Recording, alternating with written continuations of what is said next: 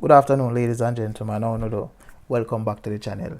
In today's video, I will be giving a breakdown of the application timeline for enlistment in the JCF. Let's get started.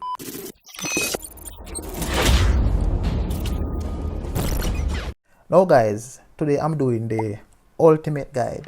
I'm gonna tell you everything that you need to know step by step, the entire timeline of the JCF application process. So sit back, relax and enjoy. But before I get into that, here's a disclaimer. Each applicant must be successful at every step in order to move on to the next stage. In other words, if an applicant fails, let's say the background checks, then it should be obvious that this applicant won't move on to the next stage, and the same goes for each phase of the process. The purpose of this video is to keep you guys informed of the entire process relating to your journey to becoming a well-trained professional.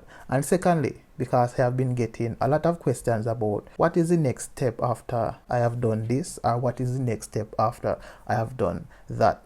And so I'm going to send this video to anyone who asks me this question in the future, and maybe you will too, right?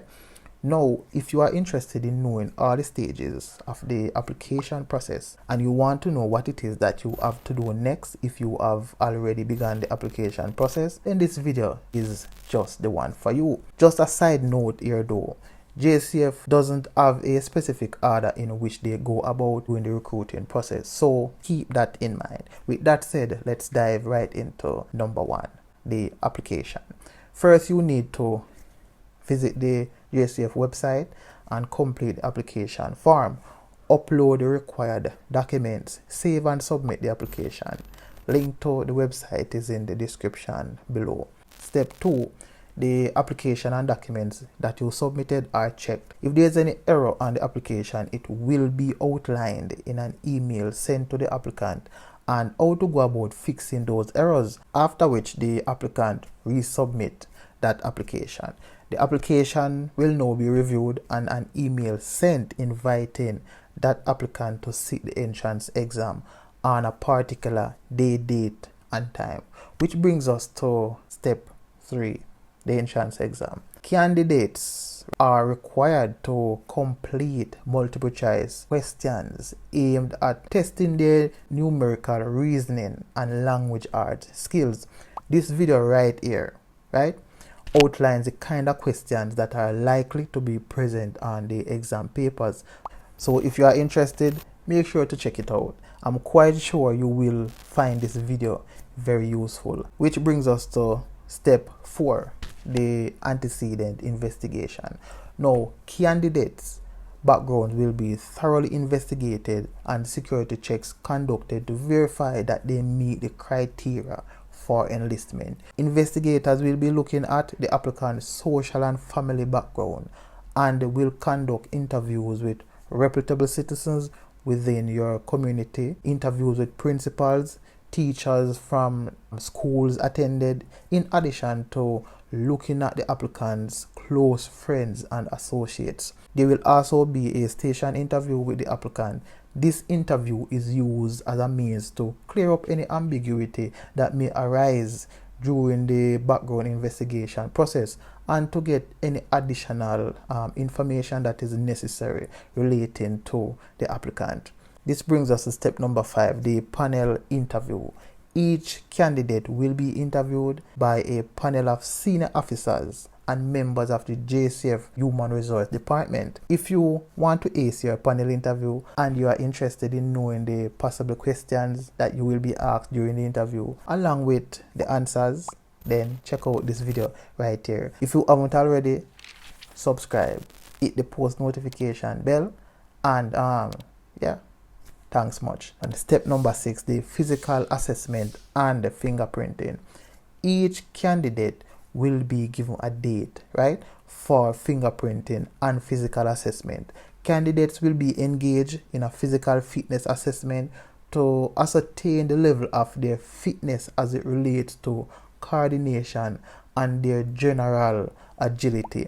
Check out this video right here for more information on all the exercises that will be done at the physical assessment and the duration of each exercise. There are examples of each exercise to help you prepare and pass the physical assessment, so ensure that you watch the entire video to get all the information that you need.